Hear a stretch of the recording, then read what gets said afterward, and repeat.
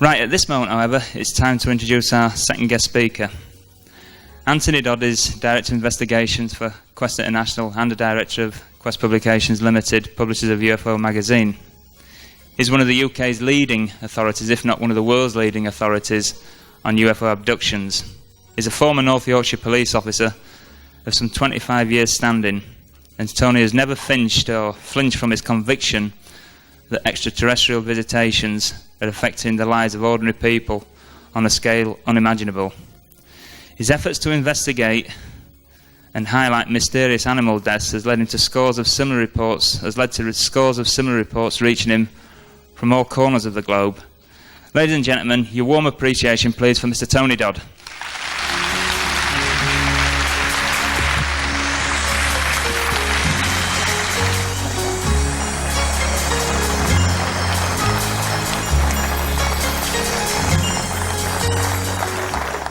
Thank you, ladies and gentlemen.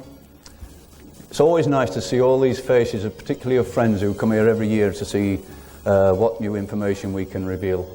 There are so many of our investigators and so many other groups which attend these things. It's almost a club get-together, if you like.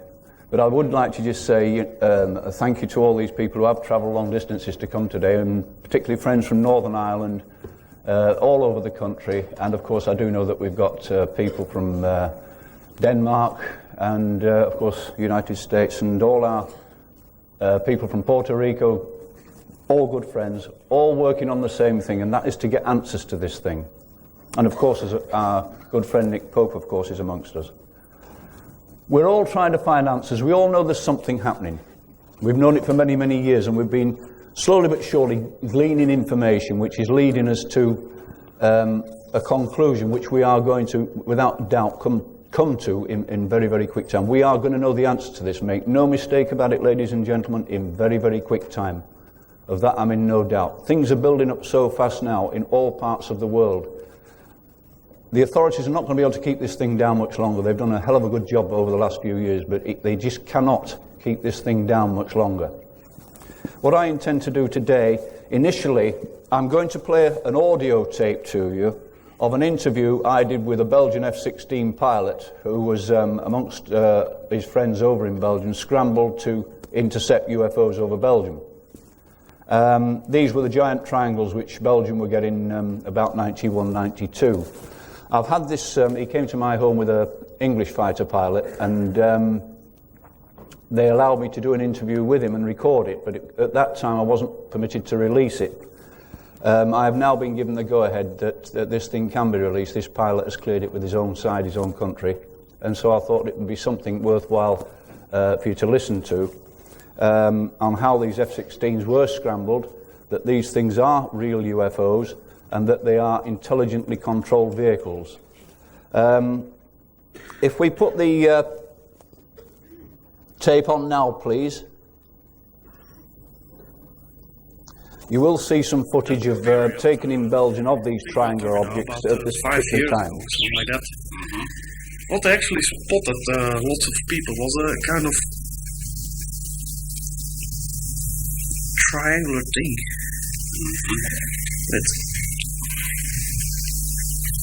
These things really big spotted lights which showed downwards. That was really the shape how everybody explained it, actually. Yeah, triangular with the lights on each corner. Yeah. Point, yes. So really hovering around at really, like we said, 30 feet or what, really low.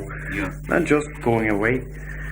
Then the Belgians, they began to take things a bit more seriously. And I was at that time, I was based in Bourges, which is on F-16s, a fighter base. And we have always a QRA with two F-16s ready to scramble within 10 minutes after an emergency call. What happened was they began to take things more seriously, and I had already some colleagues who were scrambled. Just people saw it on the ground, reported to the police. Police reported it to our base, and then we always scrambled. Every scramble happened, let's say, about 9 to 10 o'clock in the evening. So it was always dark. Yeah. And some colleagues of mine, well, they got already some intercepts, and then it was about my turn, actually. So in the evening, just we got scrambled. Clear day, very nice weather, but very foggy on very low levels. We got scrambled. I straight had the feeling, well, this is for real, because it was really too foggy to do an exercise. Sure.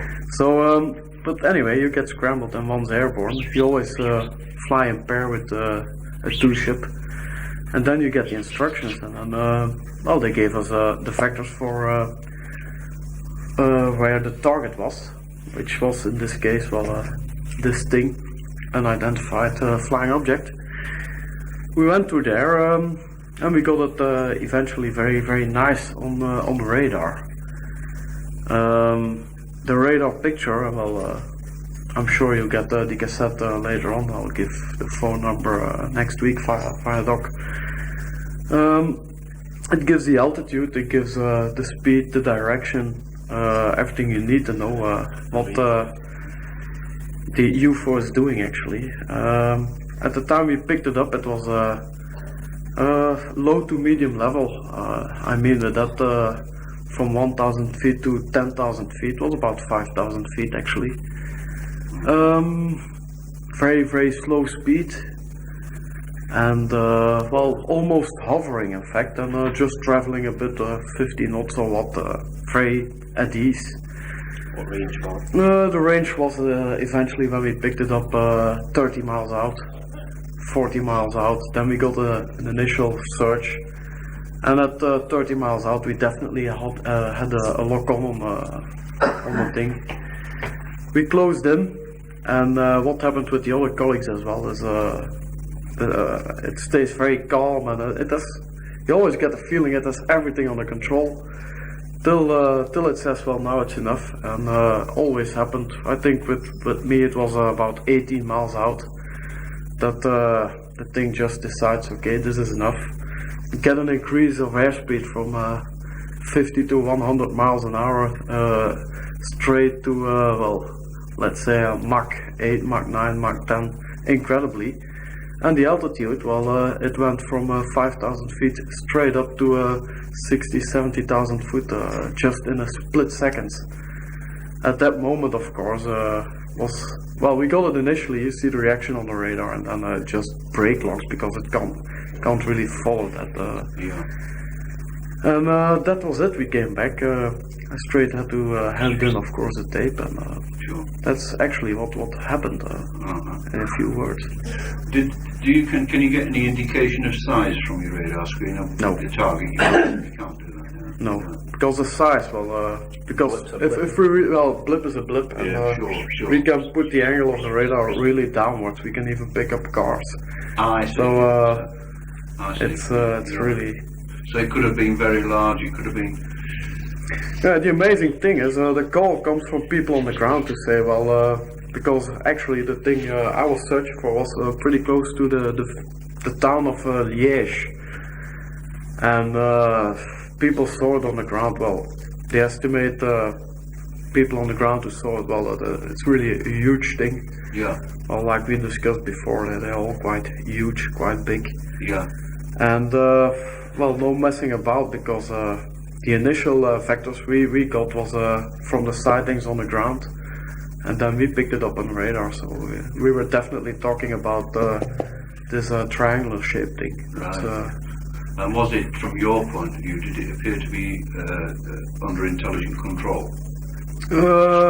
Well, like I said, it really knew what was going on, because it sits there, it waits till we approach, till 20 miles out, and then it says, okay, this is close enough, guys, we are gone. So you really have the feeling, I had that feeling that night, well, we are just chasing after something that's really playing with us, and that has complete control of everything. Slides, please. I don't know whether you all heard it plainly, ladies and gentlemen. That's only a part of the interview. But I think the pertinent points of the interview are that, first of all, as far as they were concerned, the ground radar had got the object, the aircraft radar had got the object, excuse me. It allows them to get so close to it, then suddenly jumps from 13,000 feet to 60 to 70,000 feet in 1 second. And I think another pertinent point which he mentioned was that they appear to be in control. They're playing games with our aircraft, which is very interesting. And this obviously was just one incident which we were talking about, but he did talk about many other incidents involving other fighter planes who were playing this cat and mouse game with these strange UFOs, and they certainly say that they are the triangular ones, which of course we've been getting in this country. I'm not going to go too far into the triangular ones because I know that my friend Omar Fowler will certainly be talking about this side of it tomorrow. Just to say that I've had reports of these things in various parts of the country where they're as big as football fields. They seem to have some affinity to motorways. They tend to like to hover over motorways and frighten motorists to death. And I've had quite a few reports of these kind of encounters with these huge triangles. And of course there have been other encounters where all the electronics have been cutting out on vehicles and things like this, and they certainly seem to have the ability. Whether they do this intentionally or not, I don't know, because it doesn't happen all the time. It only happens in certain circumstances. Right, what I intend to go on to now, I'm going to talk a bit about the events which have been going on in Iceland and still are at this moment in time. Obviously, a lot of you people would have heard me talking about Iceland previously at other lectures I've given, and the various situations which have been developing out there over a period of time. And my early information coming out of Iceland was about the triangular objects, the huge triangular objects which were appearing there. And of course, I had reports, one report particularly where a triangle came out of the sea just as an aircraft which was outbound from Heathrow to Keflavik in Iceland. It was coming in on its landing run when suddenly this huge triangle emerged from the sea, shot up in the air, and made the pilot take violent evasive manoeuvres. There was another incident, these are the ones off the top of my head, where a plane out of Heathrow, again on its way to Iceland, was joined by two UFOs on the way across there, and one on each wingtip apparently. The pilot was doing all sorts of manoeuvres to try to get rid of these things, and eventually nearly put the aircraft down in the sea. These type of things, of course, are not made public because they're always frightened of passengers refusing to fly in these aircraft when they're encountering incidents of this nature. But these are first-hand reports which are coming to me. They're coming direct from the horse's mouth. But, hold on. I think we're getting there. Yeah. I just want to go on about this one here. It's an official document, and it refers to an aircraft which was scrambled. It's in Canada. This is official document, as I say. They're far and few between. And that's the wrong one, actually. It goes into three documents. Where an aircraft was scrambled to a UFO out in Canada. It was on ground radar. The aircraft got it on radar, was vectored into the UFO. The aircraft obviously made its appropriate changes in direction to intercept the UFO. Then ground radar saw the two blips, the aircraft blip and the UFO blip, merge into one. Suddenly, the single blip which remained disappeared off the screen. And that was the last they ever saw of the aircraft or the crew. The aircraft or crew were never found. And this is an official report. But I think it isn't an official aircraft accident report, but the interesting thing about it, it says total cost of the loss on this, and it's $973,000 for the aircraft, and then there's a thing about how much insurance is going to have to be paid out as a result of the loss of the crew. In other words, an aircraft intercept with a UFO merged together, both disappear, and they've never been seen since. And it is to my knowledge there's been other encounters of this nature. There's a lot of information been coming out of America about F-14 Tomcat fighters down in the Puerto Rico, Brazil area, going in to intercept UFOs and being seen by the public to physically vanish in front of their faces. Now, we don't know the answers to this, we don't know the top, but we can only go by witness statements and things like this because the military are keeping this, of course, extremely quiet. But we also know that they've lost aircraft over Japan in the same type of intercept missions. People who have been attending these conferences for a while will remember Foxtrot 9-4, that was the Lightning, which was scrambled over the east coast of England to intercept a UFO. That one merged with the UFO, but it did separate with the UFO again after this encounter. But the pilot was not allowed to bring the aircraft back to base. He was told to ditch the aircraft in the sea. Although the aircraft was totally airworthy, he was told to ditch the aircraft in the sea after the incident. Now, the aircraft did come down in the sea, and it was being observed by some Shackleton aircraft which were in the area.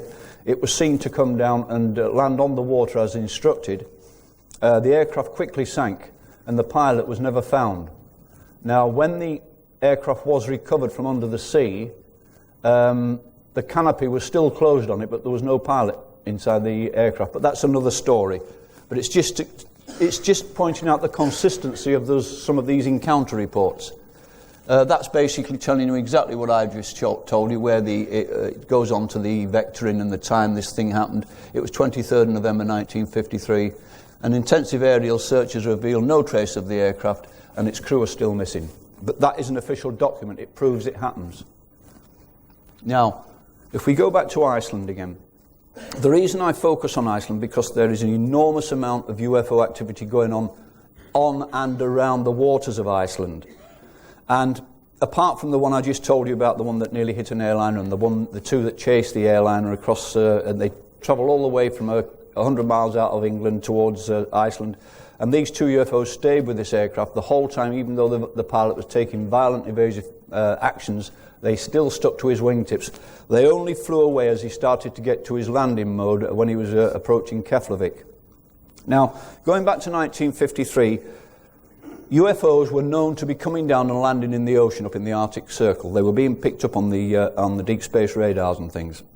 And once again, this is a story of its own. This could take an hour and a half on its own, so I'm having to be extremely brief with all this, if you'll just bear with me. What I'm going to do is briefly tell you about that and bring you right up to date with what's going on up there at this moment in time. We do know at that time that the American fleet moved up there because what happened was these UFOs, underwater UFOs as they were at that time, were travelling underwater at very high speed. They were tangling with the fishermen's nets, causing all sorts of damage. Icelandic gunboats were called out to protect these ships, but the next thing that happened, the warships moved in. American warships initially, eventually joined by elements of the NATO fleet and two of our nuclear submarines. They all went up there.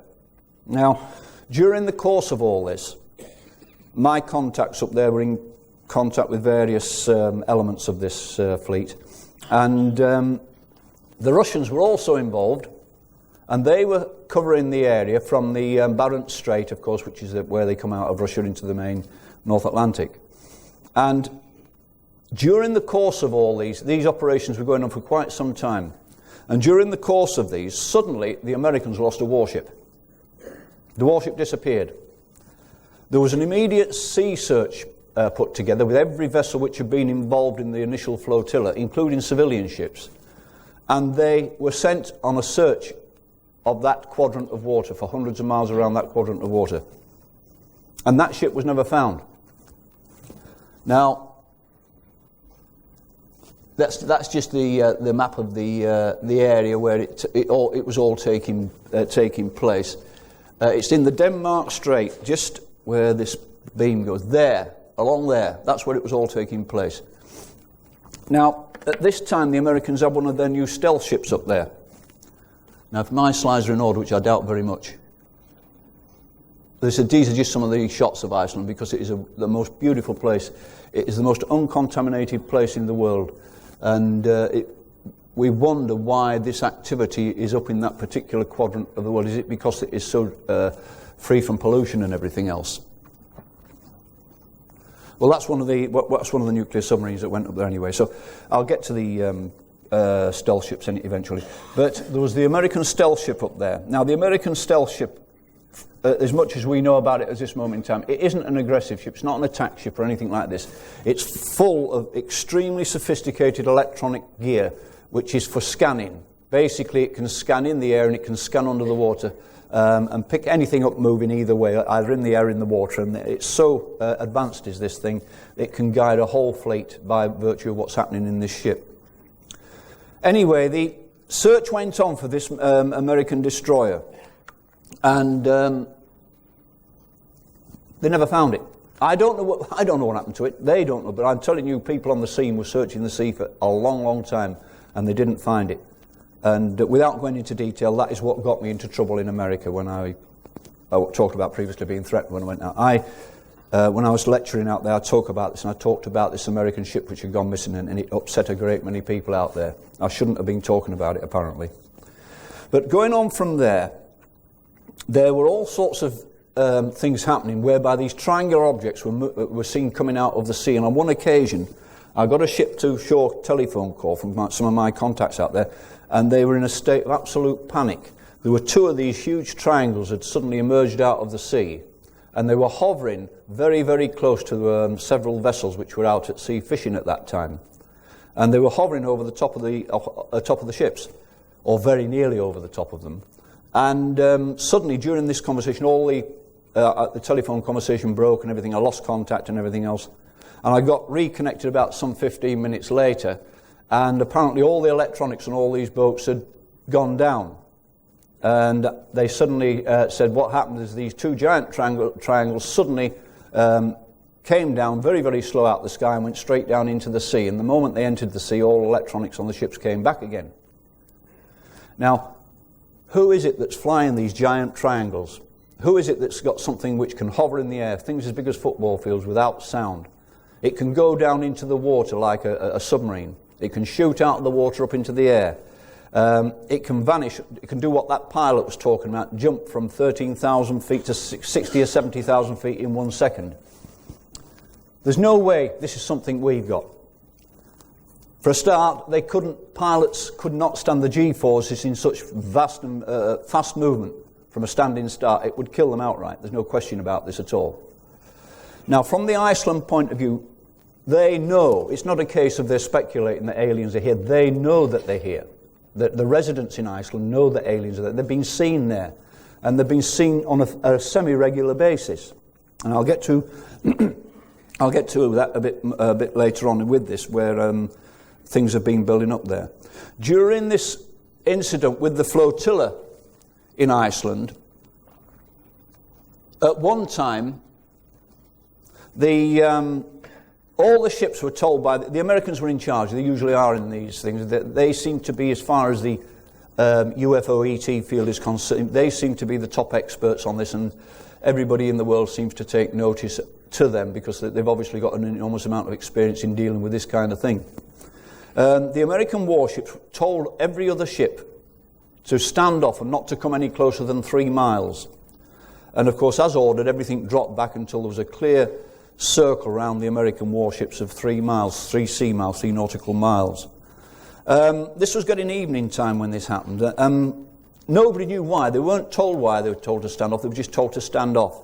So they did as they were told. And suddenly, the outlying ships suddenly started picking up a number of contacts on their radars.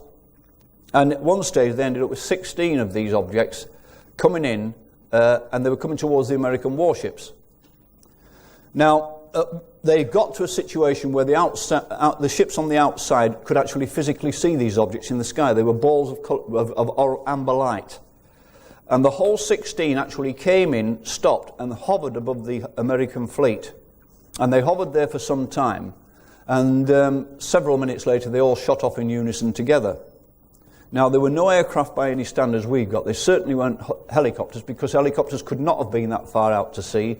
And also the weather was too bad to have been out to sea anyway. So we had that situation where these extraordinary events were taking place up there. And they seemed to be interacting with the American warships. So we go on a little bit more, and there were continuous events taking place around Iceland at that moment in time. And it's still going on to today. Now, a very, very interesting thing is that recently, a lot of Icelanders, they're rather a spiritual type of people, the Iceland people, have been receiving some sort of strange telepathic message. And this message says really to them that they have got to congregate at a certain location in Iceland when the aliens are going to actually come down and they're going to face with them. Now, this was picked up by hundreds of Icelanders, all separately from each other, and they were getting together, and they all had this same location. It's something like that Close Encounters film.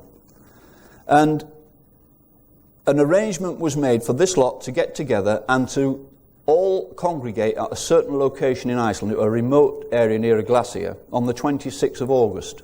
That's when this so-called meeting, or whatever you like, was going to take place. It was all across the front pages of the Icelandic newspapers. And lo and behold, 2 days before this event's going to take place, the NATO fleet turns up. 5,000 NATO troops descended on Iceland last weekend, accompanied by a huge flotilla of warships. Out of the blue, unannounced, although the authorities knew they were coming there at the last minute, and they all descended on Iceland. And they're still there to this moment, that is for sure. So the rendezvous, as it was going to take place there, was cancelled. Apparently these people who were going to go to this particular location, somehow or other they were told, don't bother. And so that was cancelled. But as I say, there are still events going up there which are involving large elements of NATO, large elements of warships. And one has got to wonder why. Is it possible that there is some sort of aggressive action being taken between our forces and a certain alien race? Now, when the previous incidents were taking place, I told you about, when the Americans lost the warship, my contacts out there who were out at sea and part of this flotilla at one stage picked up radio messages which were being transmitted from the Russian element of the fleet. And these radio messages, what they stated was, we are engaging unknown underwater craft. And we can only assume by when they say engaging, it means the same as when our forces engage. That means they're engaged in hostilities. And that most certainly took place as well up there. I'm watching this Iceland area very, very closely because it seems to be the focal point of a lot of new developments which are taking place at this moment in time. I've got many contacts out there, and this is just pictures of the stealth ship which they had out there.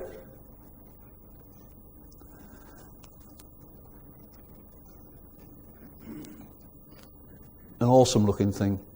But there are continuing events occurring out in Iceland at this moment in time. There's no question about that. And it is to do with ET activity. There's no doubt about that. I can tell you that, once again, I say from the horse's mouth. The activities which are taking place up there are related to ET activity, UFO activity. But there seems to be this extreme fear, and maybe quite rightly so. Who knows the intentions of these particular aliens? It seems whenever they tend to sort of appear in a particular area in concentrations or in large numbers, the next thing we have an enormous military presence there. And I suppose it's all our people get a bit twitchy when something comes down like that. What's its intentions? Why is it here? Has it got some malevolent intentions in mind? And therefore they're doing their job. They're doing their best to protect the country. That's possibly what it's all about. But the point about it is they are here. ETs are here. No, there is no question about this whatsoever. And there's a great deal more proof available of this, but that's another time. So, okay. We've talked about Iceland, we've talked about the fighter pilot. And what I want to go on to now is the animal mutilation business, which a lot of you are aware of. We all know the animal mutilation syndrome is taking place, but I wonder whether we all are aware just to what degree this thing is taking place. And trying to make progress with this animal mutilation, because trying to find out what's happening is like banging your head against a wall, believe me. It's a type of thing where people are not supposed to ask questions. Can I have the video first? I'm just going to show you a quick shot of video. It's Linda Howe's video, and it's... Noon, we went out to check the cows. We had some cows that were about to calve, and everything was okay. And so we went back to the house, had lunch. About all afternoon, we'd worked out on the truck all afternoon. It was a pretty day, and we hadn't seen or heard anything. When about 5 o'clock, I had to go to Kremlin after a load of hay. So I was in a semi, and the cow was over a little ridge, but I could see off a sweet road. cow laying there dead. I got the pate and I called my wife and told her to go check on it. Half of the udders were gone. You could see into the stomach cavity. The rectum had been partially removed. The eyes were bulging out. I was horrified at the thought of what could do this in broad daylight when we had checked the cows only a few hours before. That cow was the Desurus' third mutilation. In the fall of 1979, they found 2 of their year-old heifers lying 100 feet apart in a pasture. Both were dead, and their rectums had been cored out. Cause unknown.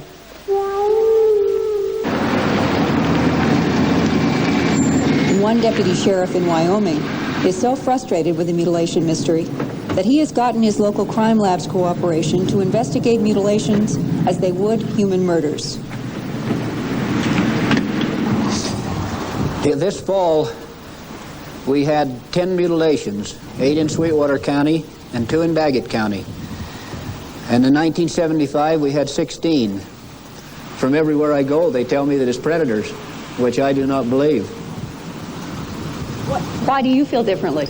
Because I don't feel a predator can do these things. I don't feel a predator can come up and chew a half of a bag off of a cow or the end of the penis off of a bull and not touch any of the rest of the cow.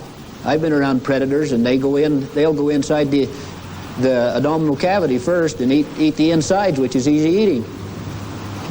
What would be your own personal feelings about who or what would be doing these mutilations and why? I wished I knew. I don't have any idea who is doing it. We have investigated several things, cults, different things like this, but we haven't come up with any answers to any of our questions as of yet. Slides, please. That was just to give you some idea of these mutilations. They're not. We were initially under the impression that these mutilations were only taking place at night. But that is not the case. They're taking place in broad daylight, yet even though they're in daylight, nobody ever sees them. Who's done it?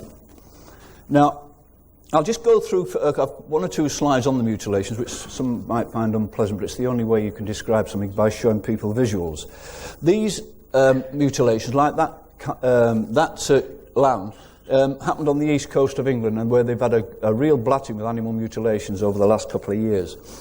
And once again, one farmer had 40 sheep in a field killed in one night this way. They actually, people have heard me talk about this, but where they actually got a vigilante group of farmers together and they sat in the fields with their guns because of this particular field being subject to this blatting.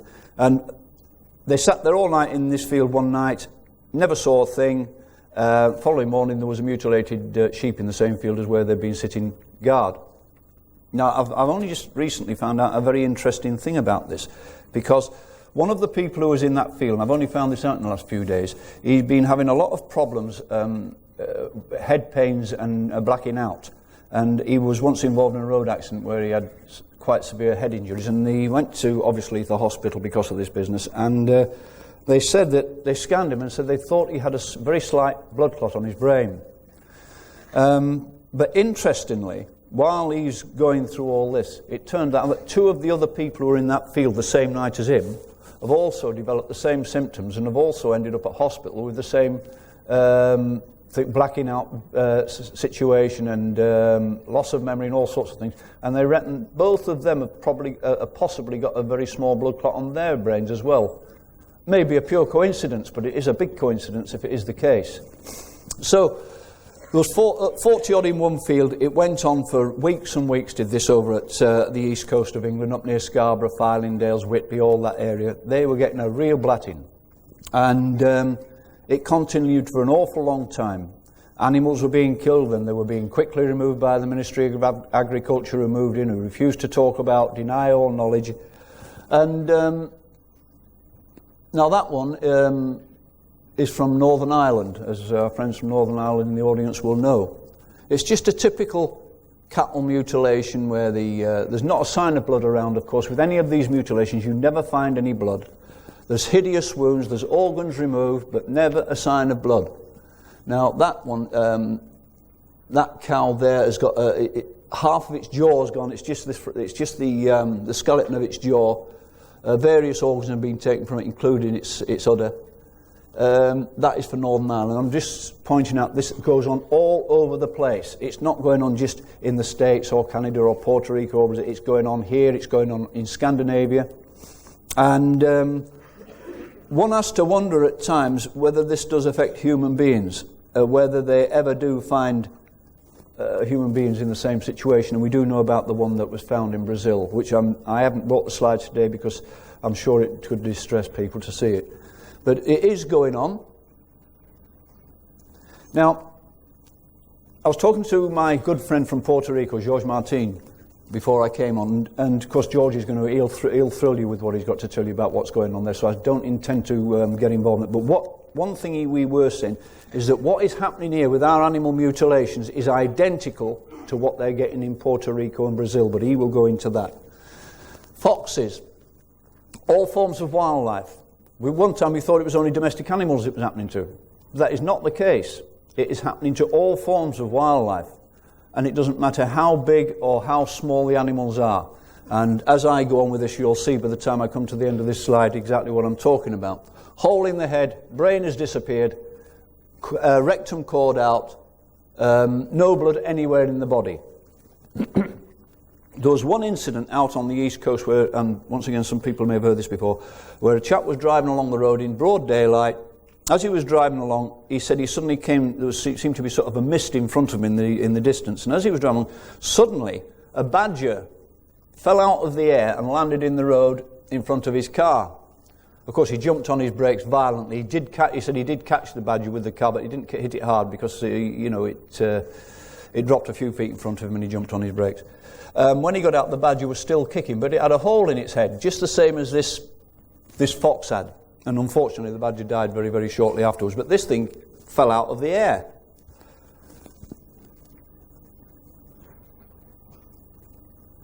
Now, these I'm just one or two newspaper cuttings. People have asked me when I've spoken before, well, can you show us some of these cuttings that appear in the papers? That was about mutilations which were coming down in North Wales. They were getting sheep mutilated down in North Wales, and that was just an article that appeared in one of the local newspapers relating to these sheep. Well, this was the area where a lot of mutilations, ranging from cattle right the way through the animal system, from deer to badgers to foxes, all the way down, were all being found because there's some vast forests around that area. But it's interesting that it's in close proximity to a Ministry of Defence establishment. And whether there's any significance of that by that, I really don't know. Now, that is one of the deer that was found up in Finders. Can you see the hole in the centre of the head, which is perfectly round? There's no way it's a gunshot wound, by the way, that, ladies and gentlemen. It's far, far too big for any gunshot wound. There's not the slightest sign of blood. The brain's gone. And my understanding, that's a fox that was found. That was down the south of England. Now, I don't know. It was one that was sent to me where they said this fox had been found in this lady's garden. They considered it was possibly an animal mutilation by the sort of pattern that we talk about. I'm not so sure. It's certainly got organs removed. There's certainly no sign of blood there, which of course are indicative of this type of thing. But maybe it is, maybe it isn't. Now, this is one from America, where they were getting all the deer deaths, the same type of thing. I'm just trying to draw the patterns between what's happening in other countries and happening here. And they were getting the same type of things, where there was puncture wounds made in the animals, wild deer, etc., in fairly large numbers. That's a hole in the head of a sheep, and its brain's gone. Once again, no blood. This one was, it's just a drawing. It was a drawing and a statement somebody sent to me, and it was down in Wiltshire, near the White Horse monument on the hillside. They actually found a mutilated white horse at the foot of that hill, and they said it had been mutilated in the standard pattern of animal mutilation. But apparently the authorities quickly moved in and removed the carcass of the horse, and then nobody could find anything more about it. And so that was going on at the time when they had the Operation Blackbird, monitoring the corn formations when they were appearing. You might be, just to throw another one in here, once again some of you probably know that there's just been what would appear to be a relatively big breakthrough in this corn formation business. There is a formation appeared in the last, I think it's within the last week or 10 days, and they're calling it the Snowflake Formation, and it is a perfect snowflake pattern, the pattern you get of snowflakes. Now, interestingly, there was a student apparently down there with his girlfriend, and they were camping out near Alton Barnes, and in the middle of the night they suddenly spotted these balls of light flying around over this particular field, and he had his camcorder with him, and he recorded 2 balls of light coming in over this particular field and then starting to, if you like, dance with each other and moving in a spiral effect over the top of the field. Then at some stage they were joined by 2 more balls of light, which he has also got on camera, and all 4 balls of light start to do these aerobatics over this particular field, and then eventually they shoot away. All this was caught on camcorder. Anyway, the following morning, this exact field where these things have been flying over, they found this snowflake effect pictogram. And I understand that Colin Andrews has got this video in his possession. I don't know what his intention is to do with it, but he has got this. The people who took the video want nothing to do with it. They're shy of publicity. They don't want the names revealing or anything. So if it is what they say it is, it's a very, very interesting breakthrough. But they're certainly going to, apparently they're having the film analysed at this moment in time. That was just digressing slightly. Yep. People who've heard me talk before will have heard me talk of all the seals which were being found minus their heads up in the Orkney Islands and those areas where these bodies of seals were being washed up onto the beaches, and they all had their heads, well, we say they were being washed up, they were being found dead on the beaches in quite large numbers. And they were all minus their heads. And this was happening over a period of days.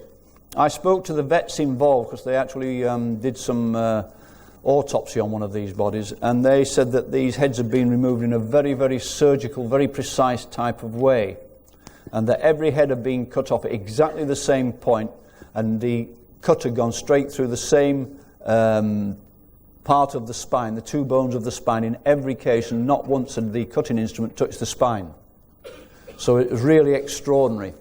And they were finding these things, as I say, these poor devils in numbers. They said, we spoke to the Seal Protection League, etc., and they said there is no way this is the work of normal predators like killer whales and things like this, of course, who usually prey on seals. They said there was no way that this was the case.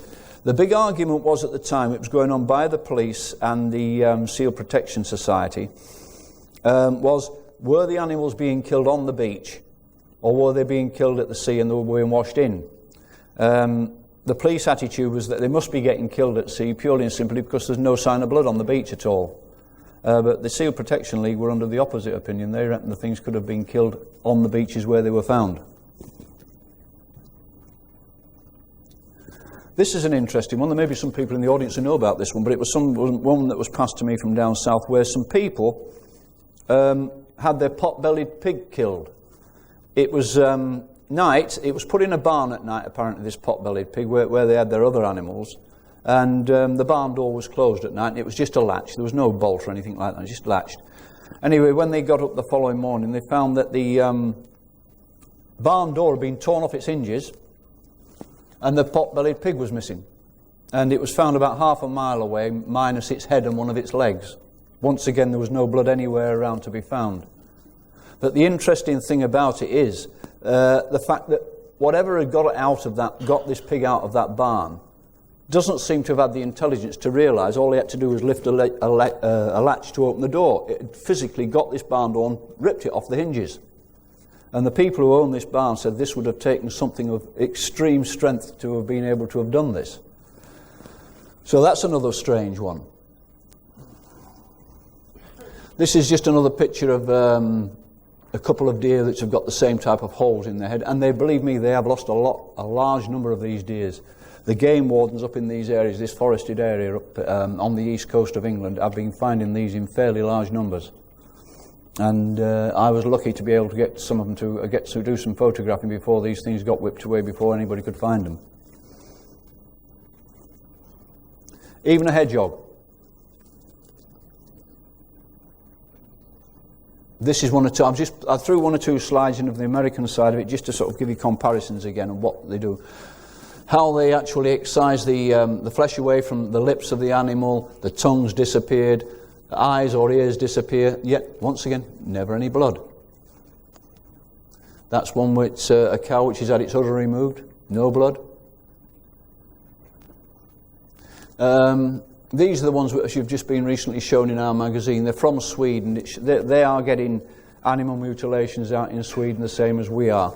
And this is a moose which has been killed and mutilated, and it's got injuries to all four of its legs, which were broken, and the joints were crushed. Now this is interesting. This crushing business. I've had this come to me before, where animals which have been killed have found that it's been found that the bones, some of their bones, have been pulverized inside them by what must be a very, very powerful force. Because when you start talking about bulls that weigh 1,000 pounds and they're found dead and their bones crushed, it makes you wonder what it is capable of doing this. And that brings me back to the case of the Captain Mantell case, where the pilot went up with an aircraft to intercept a UFO and was lost. They eventually found the aircraft crashed about 100 miles away, and the aircraft had come down to ground. The way it had come down on the ground was totally contrary to the way it should have come down. It didn't come down nose first. It was a nose-heavy aircraft. It didn't come down nose-heavy. It came down flat, like as if it just flopped down into the ground. But the reason I mention this is because when they got the pilot from the plane, it turned out that every bone in his body had been crushed. And they just couldn't understand why, because these injuries were not consistent with an aircraft crash. That's just a chief inspector of the Swedish police with a Geiger counter testing for radiation. That's just a close-up of one of the animals. That is to show the way the rectum is cored out, absolutely cleanly cored out by some method that we don't even have the ability to do at this moment in time. Now, we're coming to the last ones of these now, but I want to focus on this because these are mice. These are obviously mice. It's a bad picture because they're slightly out of focus. These were found on a farm down in the south of England, where they've been having an awful lot of UFO problem, activity, whatever you want to call it. Now, we first had a case of this about, maybe 18 months ago in Barnoldswick in Lancashire, where a family were being subject to all sorts of UFO alien activity at their home. I went to interview them at their home. They'd had all sorts of strange things happening, UFOs appearing outside their house at night, strange visitations when they were in bed at night, all sorts of electronic interference at their home. And right in the middle of all this activity, the housewife went out into the garden one morning and found all these dead mice lined up on the lawn. And they'd all got this little hole in their head, the same way as the larger animals had, with the rectums cored out. We're talking about mice. Now, this particular case is another one where the same thing, identical thing has happened, where they found all these mice lined up, holes in their heads, rectal areas cored out. And this particular case is related to those who have read the story I wrote about the Jason Williams case, the young boy who was being abducted, and I'll go into that because I'm going to come on to abductions next. But it's happened on the property which is owned by Jason Williams' parents. So it just goes to show we're going right across the spectrum of animals here, from the largest right the way down to the smallest. Now, what in God's name is it that can do something like this to mice? And what are they trying to prove? I mean, when mice are lined up like this, as they were in the previous case, there's something obviously lining these mice up to do this like that. I mean, that's not sort of a haphazard way of if the bodies were thrown out. They're being actually laid out like that and left like that. So what is the logic behind something which is doing something like this? Is it being done to scare people? Or is it being done to tell them something else? It's very, very difficult to really come to terms with exactly what is going on with this mutilation business because, well, I don't know. there is something doing it, and as I say, my friend who will be following me speaking will put you in the picture a great deal more with what they have come up with, and they've come up with some very substantial information. I honestly believe that this is being done by some ET. Everything points at it being done by ET. UFOs are being seen flying over the fields where this type of activity is taking place. Regular way, people are reporting UFOs over the fields. Then they find animals mutilated in the fields where these UFOs have been overflying. I have written to more professors of veterinary sciences, agricultural sciences, you name the sciences, and I have a book with everyone listed at all the universities and everything else. I've written letters by the dozen about this to them, explaining, sometimes putting photographs in envelopes from something. Not once in all the letters I have written have I ever had an answer. Never once. That has got to say something in itself. Now, the autopsy which was carried out on a sheep 2 or 3 years ago from a Filingdales incident, which I told our investigators who attend these conferences, it was done by a professor down at Bristol University. He came up with a 40-page document at the end of it, but which basically told, it was being read out to me, the results of this autopsy on the telephone, because the person who had this autopsy done had just received the report. And he was reading it. He says, "You aren't going to believe what this report is saying." And he was reading it out over the telephone to me, and I've actually got this recorded. I haven't got it here with me. I've got it at home on an audio recording, because I tend to tape some conversations. And the first thing he said on it was that this animal was radioactive. And the second thing of any significance that came out over the telephone to me was that there's something had happened to this animal which had totally altered its genetic structure. The cells in its body have been altered. They were not the same. Some sort of reversing polarity, if you like. It was at that time when he was reading these things out to me over the telephone that he had a visit at his front door, and some authorities arrived at his front door with a warrant to search his premises and confiscated everything he got, including that report he was reading out to me. They took the lot. And they said it was under the national security heading. That is why it was not in our interest to know this kind of information. So we went back, or he did, went back to this professor who'd done the original report and says, "Look, can we have a duplicate of this report?" And by this time, this professor had been got at. He said, "Look, there is no way I am going to give you another report." He said, "If anybody asks me," he said, "I will deny that I ever gave you the first one." And he said, "I wish I'd never got mixed up in this business." He said, "I value my family and my job too much to get any more involvement." He says, "So I don't want anything else to do with you." These are what the things that are going on. That's just another one of the mice. That is a bad photograph. They took a photograph they were on the phone to me and said, "Look, with these mice, we've got these mice with all this." I said, "Look, for God's sake, get me some photographs so we can show the detail of what exactly is happening." Unfortunately, that one, they put it on a table to get a close-up of it, and it's out of focus. But what it is basically, I don't know whether you can see it from here, but it has actually, that particular photograph, had it been in focus, will show you that the rectum has been cored out on the mouse. But of course, it is a bad one, unfortunately. Okay. Next thing we're going to go on to is the abduction side of things. I'll just have a little slurp. I think the best thing we can do, first of all, I shall go into the abductions thing and some of the cases I've dealt with, but I think it's worthwhile initially just showing you some video footage of Darrell Sims in America and some of the implants that they've been removing from people's bodies. Because as you know, that when we talk about alien abductions, we talk about implants being put in their bodies, and they've actually recovered some of these implants in the United States. So if we can we have the video next, please? Comes back, and it is just amazing Nerve fiber everywhere. No signs of inflammation. And these objects have been in there at least 11 years. They should have been walled off. First of all, the objects were not found as the little metal rods that you see here. What they were found is encased in an entombment, literally a membrane, a cocoon. This one first was shaped like a shark's tooth. That's how about the size you see little shark's teeth on the beaches sometimes when you go to the beach looking for them.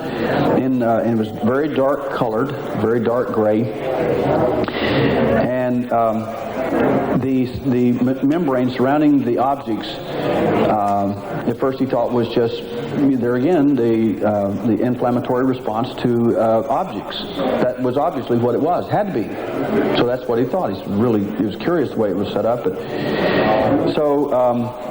What we did was take the first pathology report. He reported to me those two findings: the finding of no inflammatory cells and that there was nerve fiber everywhere. And I told the doctor, I said, well, after I'd taken the implants back to Houston, I said, I found a couple of interesting things too. I said, number one, the objects themselves are magnetic. And I told him about what I'd found on the film, and I checked them. I said, second of all, I said, what we found about these objects is most interesting is that the casing around the outside of them, I said, I fluoresce them as I do abductees when I'm looking for the stuff. I mean, it doesn't take but a minute to check. And I found the same brilliant green fluorescence on the outside of the membrane as we have on some of these abductees. I said, I find that rather curious. He said, oh my God, please send these things back. It's in this other evidence. We did. We got a second group of pathology reports back. Pathologist does not know a thing about what's going on here. We never let anyone know. He was completely oblivious to any of this. Second report comes back, hemosiderin and keratin. Keratin is what the substance is around these objects. Keratin is surface skin. What would surface skin being wrapped do? What would it be doing wrapped around these objects in bulk and then lodged inside, immersed inside nerve fiber, lodged deep inside the body? Now this lady and this man both have had two different kinds of anesthesia, a long and a short-acting anesthesia injected. I'm doing hypnotic anesthesia with her for two reasons. One is to help her so that the massive shot she's going to go through that will not affect her. So that was effective. And then I'm doing healing techniques with her all through her surgery. You can hear me in the background on the tape doing healing techniques.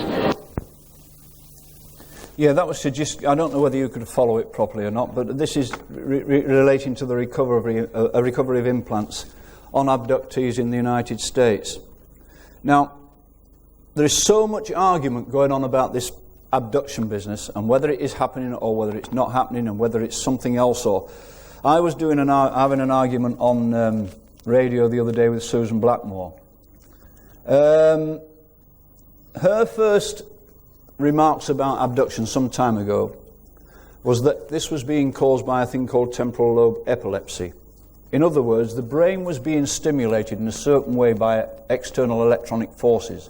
If you lived in close proximity to high voltage power lines and things like that, this could create a magnetic force which would in fact affect the brain and cause hallucinations. This was shot down in very, very quick time by going to some of the top electronics professors in the business, putting this particular scenario to them, and they turned around and said, she's talking rubbish. They actually committed this to paper, several professors, saying it's absolute rubbish. She was then confronted with this, and then she withdrew this, and she came up with another one. So I had this argument with her on the radio the other morning, where she was talking about sleep paralysis. She was the one who got to speak before I did, and they said, well, what do you reckon to this abduction business? And she said, oh, well, there's no question, this is sleep paralysis. And then she went into detail to say that when people were asleep and suddenly wake up, they find they can't move and things like this. And so she went on and on for some time, and I said, then they came to me, and I said, well, sleep paralysis. Well, how come it then that 80% of people who are abducted out in the street, when they're driving cars, when they're walking the dog, when they're out in the garden, or when they're going to work? I said, how do you get sleep paralysis in these situations? Surely to God, wouldn't that be a dangerous situation if you're driving your car and you're suddenly subject to sleep paralysis? So this argument was to and fro between her and me. And in my opinion, my humble opinion, she was talking absolute rubbish. She got shot down with the first theory she put forward, and then she comes up with one. It shows you she can know nothing about the subject to say abductions are sleep paralysis. How can they when they're happening to you while you're awake? When you're not in bed? What she was doing, she was focusing totally on the reports from people who are saying that they suddenly wake up in the middle of the night, they find they can't move, and various other things surrounding it. But with abductions, and we've gone over this so many times, there is no question about it, abduction starts as a child. It starts in the 4, 5 or 6 year age group. And we've had this time and time and time again now under hypnosis when we take people back. It starts as children. Then that child is repeatedly abducted at regular intervals until they get into maturity and beyond. And all the indications are that that child is being acclimatized in some way. It's having something done to it, or that person is having something done to them, right from childhood up and through, as I say, until they get into their later years. And you do get reports of abductions of people when they're getting on into their 60s, but it's very unusual. Usually when they get to maturity and just beyond, they're up to the maybe 50s and that they get abducted. But it seems to be that particular period leading up to that time. Now, I was asked again today by a lady who was interviewing me, what degree is this going on to? And I was asked this on the radio the other day. We don't know. We don't know what degree it's going on to, be purely and simply because there's so many people out there who this could be happening to who don't know it's happening to them. We're only touching the tip of the iceberg. In some cases, people have recollections of the abduction and actually being aboard a craft and certain things being done to them. In other cases, people don't. They'll have a certain strange set of circumstances, as you all well know the scenario, like the 2 girls I dealt with that were going to work, walking to work, and 5:30 in the morning, pitch dark in Birmingham, walking down the road, and suddenly this light came out of the air over the top of them. And that was the last they remembered until they were walking on further down the road, totally confused. Then it turned out there was an hour of missing time. Under hypnosis, it said it turned out that they'd both been abducted at that moment in time. They'd been put on a table. In fact, they were actually laying on a table next to each other, both naked, and both having various medical type things done to them, including the usual one, and that is where the probe, a needle-like probe, is put into their navel. And that seems to be a very, very common one with all females. And various other things happened in this craft. Apparently they had the handbag of one of these women and they had all the contents out and they were looking, they had excuse me, they had a packet of cigarettes in their hand and they were looking at these cigarettes. One of them had this girl's leather coat and it was rubbing it against its face as if feeling the texture. And interestingly, afterwards when the girls were walking down the road, this coat was wet and it was a perfectly dry morning. Both women suffered sunburning, or what appeared to be sunburning, to one half of their body and down the chest, the exposed part of their flesh. Which once again is a consistent thing with these things. We've heard about this over the years. And that's just Darrell Sims showing some of the slides, the implants in close-up. So that happened to the 2 girls walking to work. You probably all know about the one where the 4 people were in the garden having a barbecue last year. When this UFO it was a ball of light initially, but it shot across the sky above the garden and it turned out to be a big circular disc-shaped object. It emitted a beam from the underside. And that was the last they knew until they saw the thing flying away. We had them all put under regressive hypnosis and each one told the same story. And it was told about this beam of light coming from the bottom of this object. They were actually physically dragged inside this beam of light by some small creatures which had come out. And once they hit the beam, that was them, went up inside. And then the various types of medical things that, that do happen in these cases, which are once again a carbon copy because it seems to be the same thing that happens all the time. Now, The next interesting one was the little boy Jason, which has caused me quite a lot of kickback from various elements out there. Little Jason, for those who don't know, who haven't read, is 10 years old. And he was in a situation where his mother phoned me because she was up in the air. She didn't know what to do. She'd discussed it with her husband, and he was just the same as her, and they came to me. Young Jason would not go and sleep in his own bedroom at night. He told his parents that every time he went up and slept in his own bedroom, he said the aliens would come and take him. Now, he'd no knowledge of this subject at all. And, of course, they laughed it off, children's thing, you know, dreams and all this kind of business and that, but he insisted, absolutely adamant, he would not go to bed in that bedroom. Now, the father was a night worker. He used to go on at 6 o'clock at night, come home at 2 o'clock in the morning. So what they started to do, just to ensure that the boy got some sleep, was the mother would go to bed and she'd take the little boy in bed with her. Normal thing to do. Until the father came on, then he would gently lift the boy out of bed, who would be fast asleep by this time, and take him back and put him in his own bedroom. And this was working relatively successfully until one particular night. Incidentally, during the course of all this kind of thing, they were having all sorts of strange electronic interferences in the house. Bulbs were blowing at a rate that they couldn't keep up with. Clocks were stopping. It was usually a certain electronic clocks, the digital clocks, at about 3:30 in the morning in the bedrooms. All sorts of strange things were happening in this house. And then this particular night, they had 3 dogs that started barking and making a right racket, and these were 3 monstrous dogs. They weren't small dogs. And these, by the way, these people, they have a small hole in a fairly large one. It's almost a miniature farm. The husband got up to look to see if anybody had come into the house, intruders or anything like this, and there was nothing. The whole house was sealed. They always were extremely careful with this when they went to bed at night. All windows locked, bolted, doors bolted. Went to have a look and see Jason was okay, and when he went in the bedroom, the boy disappeared. He'd gone. He wasn't in the bedroom. He got the wife out of bed. They searched the house. No sign of him. But they were bewildered. They thought, well, he's not in the house. Where the hell is he? Oh, the house is bolted from the inside. He couldn't have got out without leaving one of the bolts off or anything like that. They eventually found him. He was curled up in the garden shed at the bottom of the garden, in his pyjamas, fast asleep. This happened on 3 occasions. And nobody knows to this day how that boy got out of the house and was found in these situations. But he did also start talking about these aliens were teaching him things. They were showing him all sorts of pictures. They seemed to be teaching him some form of binary language, which was a language of numbers. And slowly but surely, the boy was getting distance from his parents, and they were getting awfully upset about this, because he was really slowly but surely distancing himself. He was almost speaking above their head.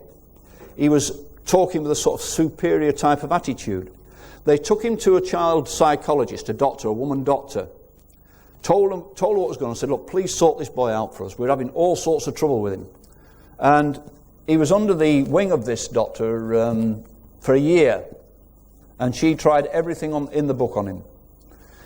Didn't make one bit of difference. In fact, she phoned me one day, and we discussed this case purely and simply because the mother and father had asked her to speak to me. And she would not, this psychologist doctor, she would not even contemplate the possibility that anything like an alien abduction was taking place. These things do not happen. She said, there's something disturbing the boy. I don't know what it is. She said, I've tried for a year to help him. She said, I can't help him. She says, so I'm going to, as far as I'm concerned, I'm going to discharge him and say I can't do any good for him. So we had a long discussion, this psychologist and myself, and I was telling her about various other things that were happening in the house and this, that, and the rest.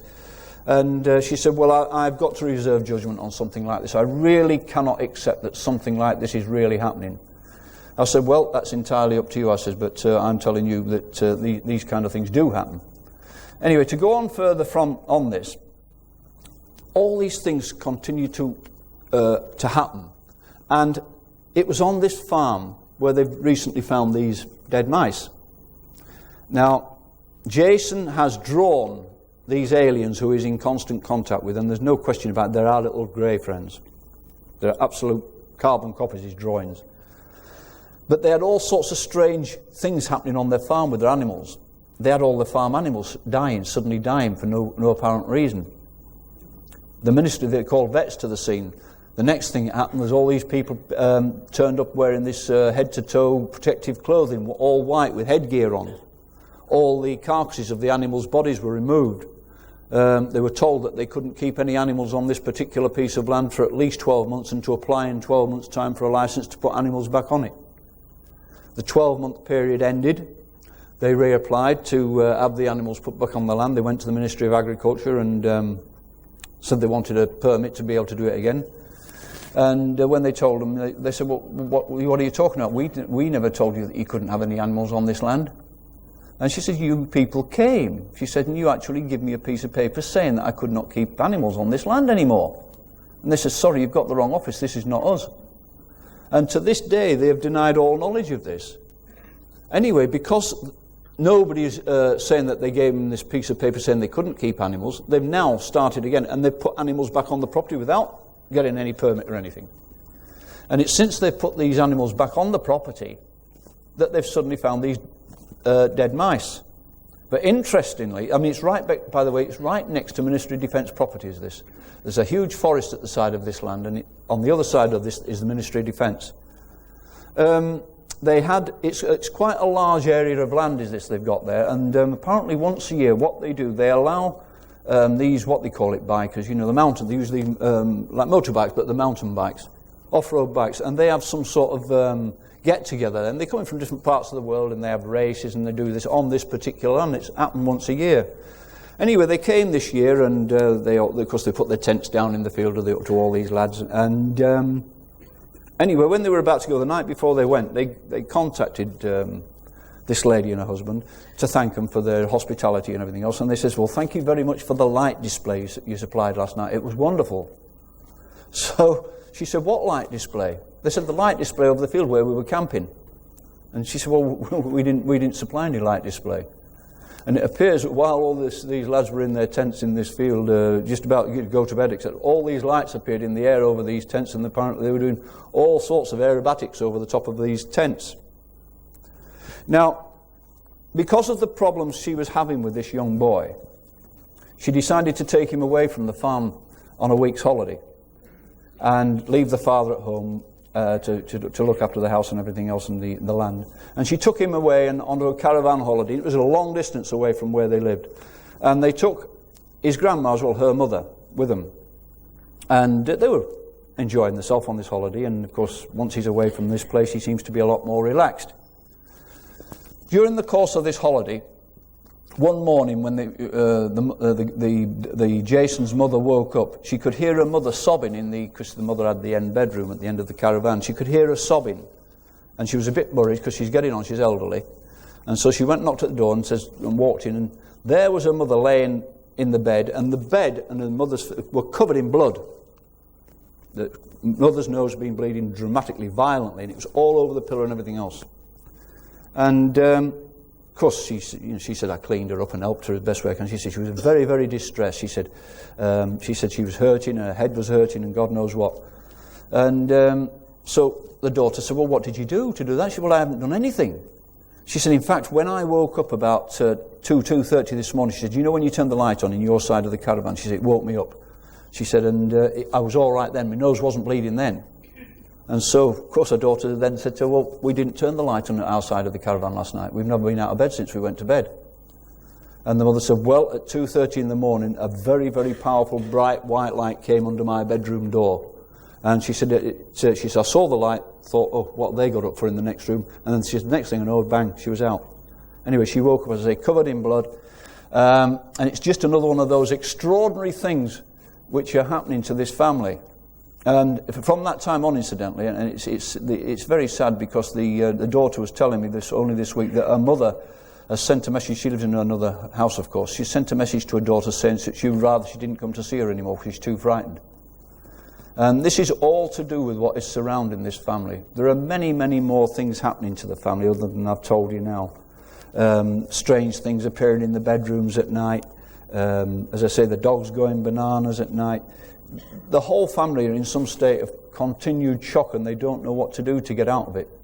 And She phones me up regularly when there's something new happening and says, look, this has happened. The husband got up late the other night. Apparently what they'd done, they'd gone down to the small holding to feed some of the animals earlier on in the evening, and he realised, he got home, they were in bed, he suddenly realised, God, we haven't fed so-and-so, so-and-so. So he got up, got into his car and went to the small holding to feed the animals he'd forgotten. I think they must have been penned up so they weren't fed with the others. He gets down there, and apparently as he gets out of the car, there's this huge cigar-shaped thing hovering just above treetop level over the top of the land. And from his point of view, he got back in his car and drove the other way. So that was, and still is, the continuing thing which is going on with young Jason. Now then, where am I with his slides? I've forgotten them again.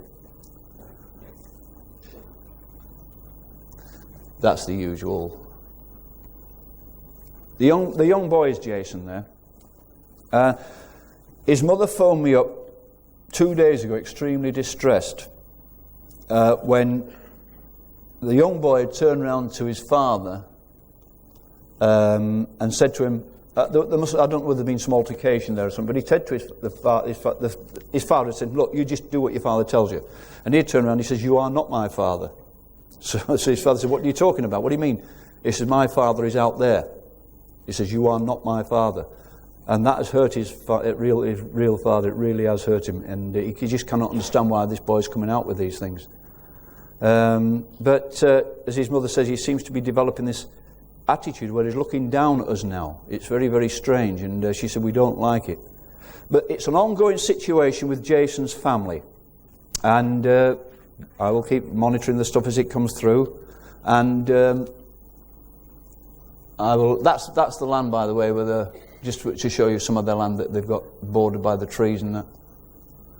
Some of their horses. You all know about that one on the table. This is just some of the other abductees I've dealt with and the types of marks that are appearing on their body after abduction experiences. That is a fairly common one, the circular mark which seems to have almost like bands running through the centre of it. That is quite common. One of the latest ones I'm dealing with, now, not a pretty sight, is the whole family want to remain anonymous. They do not want publicity because they once again, they're totally bewildered by what's going on. There's a mother, a 23-year-old son and an 18-year-old daughter. They're getting the works.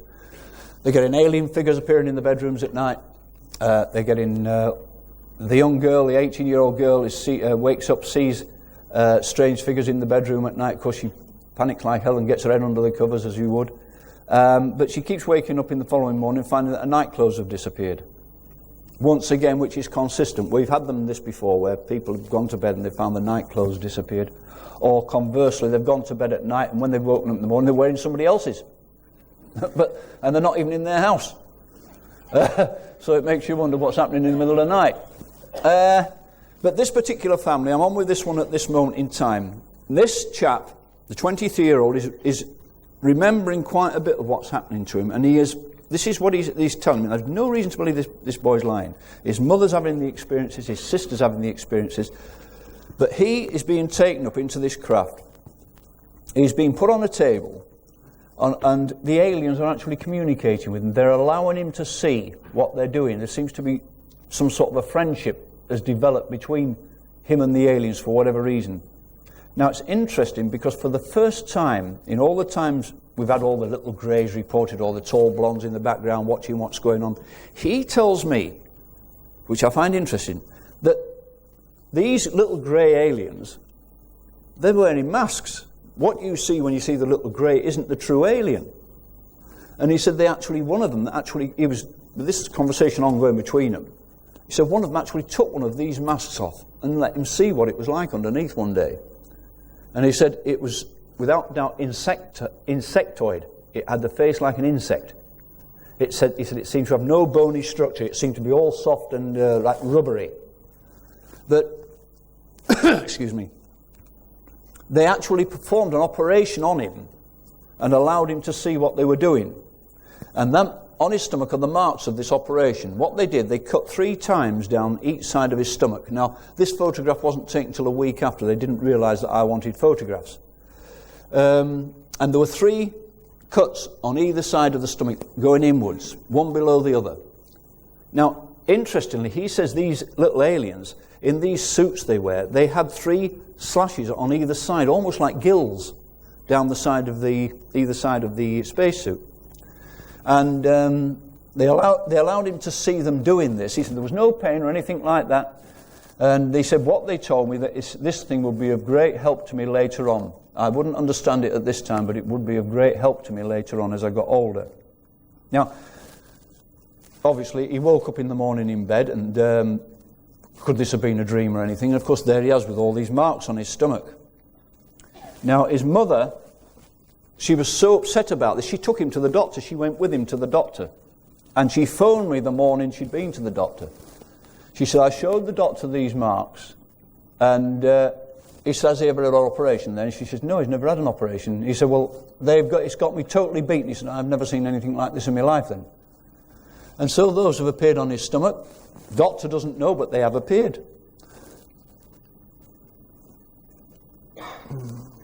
That's the end of that one. So this family, it's still ongoing. And this, once again, this lady has come to me for help, and the only thing you can do with people like this is talk to them and say, look, well, you really aren't on your own here. There's a lot of people like you, there's a lot of people going through these experiences, and therefore you're not suffering alone. She's certainly suffering in silence. She's terrified of outsiders finding out about it, because she said they'll think we're going crazy. But it is really is happening to the whole family. This boy has told me a great deal about what the inside of these craft are like, the detail of it, and all the dials, all the computer things around on the walls, and a great deal about the aliens themselves. But he says there's no question in his mind whatsoever. These aliens are insectoid. They're like insects. And that suit that they wear is a protective suit. In fact, he said they actually made a mask for him. Now, it's interesting this, because I don't know. He said what they did, they said, we'll make a mask for you, and then it enables him to travel at certain velocities, well, whatever it is, the way they travel. And they actually got one of these things, and they put it over his head, and it had no eyes in it. It just had open things for eyes, and they laid him down, and he said, and they actually told me to keep still, and they poured something into his eyes. And this thing, it actually formed a solid, like, membrane, which filled the mask. And so when they took the mask off, the mask had like these big eyes that we see that the Greys have got. I can only tell you what's being told to me.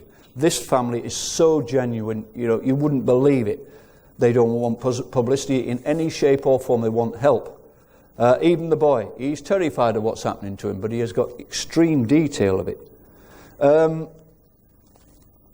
don't know, ladies and gentlemen. I've got dozens of these. There's too many to deal with. People coming to me, this has happened to me, that's happening. Can we go into hypnosis and all that? I've got a waiting list.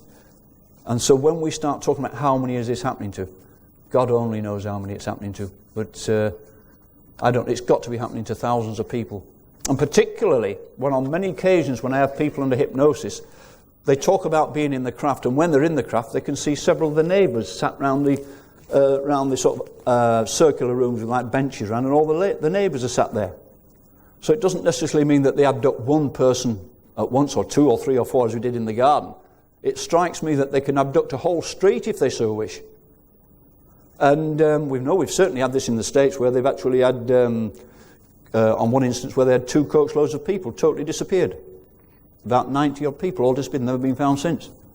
And when Bob Dean was over here last time, he reckoned he'd just got information that they'd just found a town where the whole, was it something like 1,500 people had disappeared in a town, totally.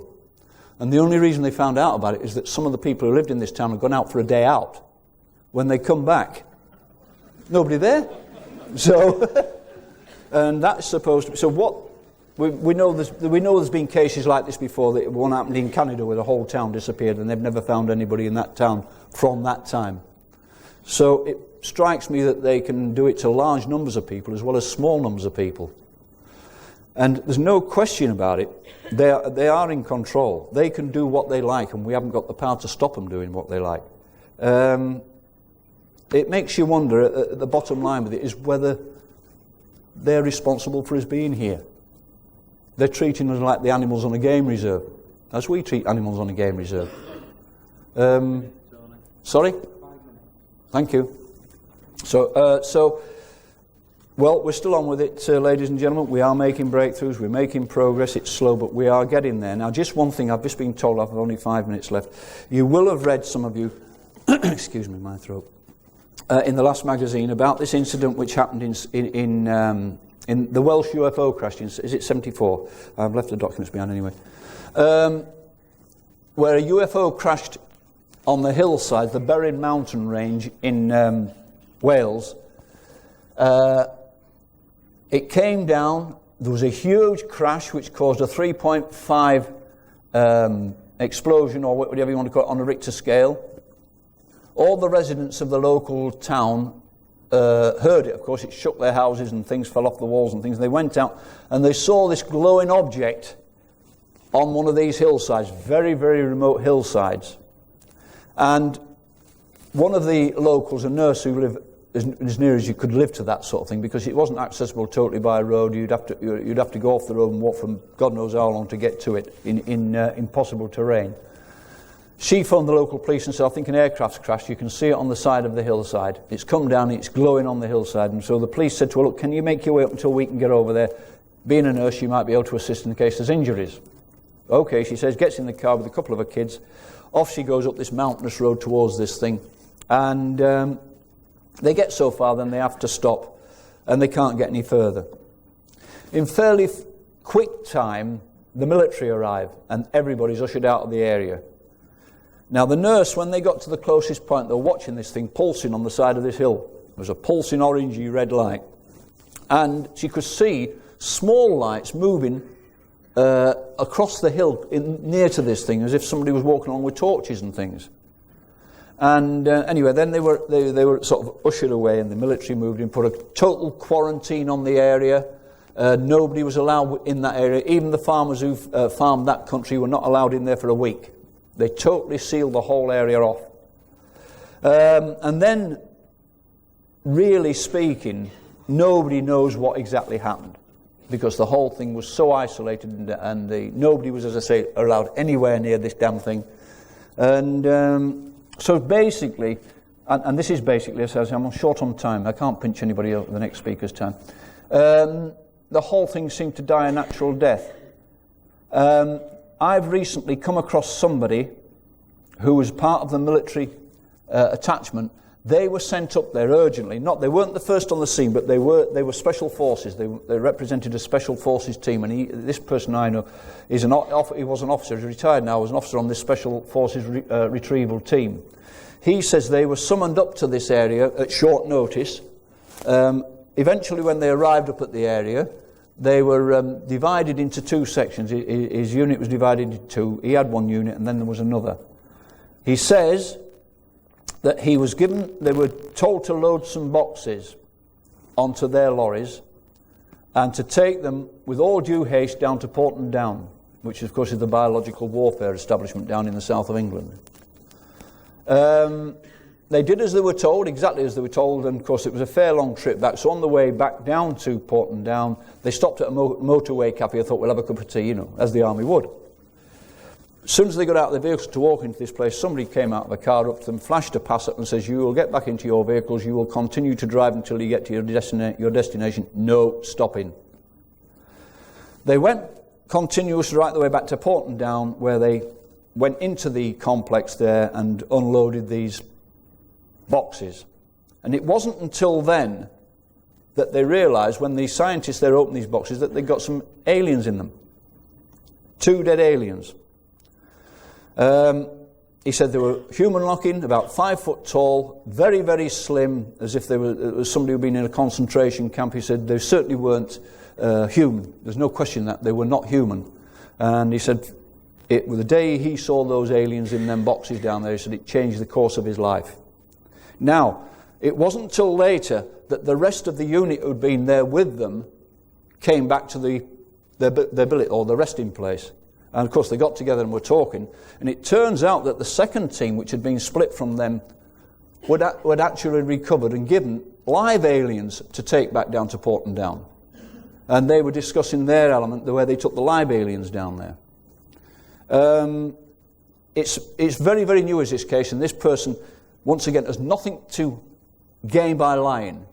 He obviously does not want any publicity whatsoever. I have confirmed that he certainly was in the military Marines unit, a fairly highly placed area. I'm going deeper and deeper into this to try to bring out something which will be cast iron. We can hold up and say, there's your proof. We really are that close, ladies and gentlemen. I've got to stop, ladies and gentlemen. I'm getting out of time. Thanks for listening.